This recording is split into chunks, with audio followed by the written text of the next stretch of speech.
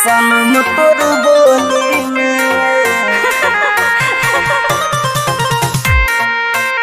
गजब के जादू बा। म्यूजिक बाय निजू निर्मल। आप सुन रहे हैं अमित पटेल की आवाज में। सनम तोर बोली में गजब के जादू बा, जादू बा। सनम तोर बोली में गजब के जादू बा। सनम तोर बोली में गजब के जादू बा, जादू बा। हंस के बतियाइलू जब से, हंस के बतियाइलू जब से दिल भइल बेकाबू बा। सनम तोर बोली में गजब के जादू बा। सनम तोर बोली में गजब के जादू बा।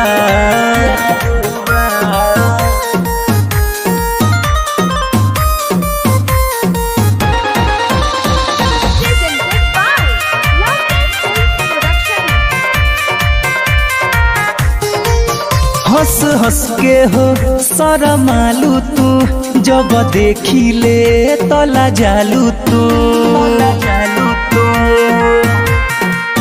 हंस हंस के हो शरमालू तू, जब देखी ले तला जालू तू, जालू तू। नींद देलू उड़ाई, दिहलू पागल बनाई।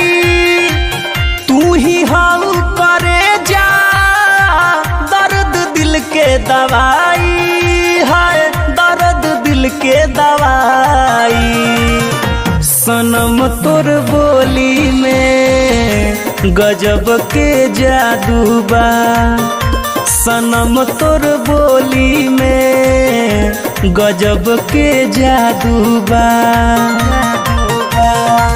हंस के बतियाइलू जब से दिल भइल बेकाबू बा।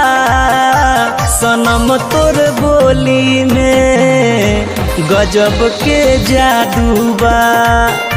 सनम तोर बोली में गजब के जादू बा, जादू बा। आप सुन रहे हैं अमित पटेल की आवाज में। हम दीवाना तू दीवानी हो, हम राजा तू मोर रानी हो, मोर रानी हो।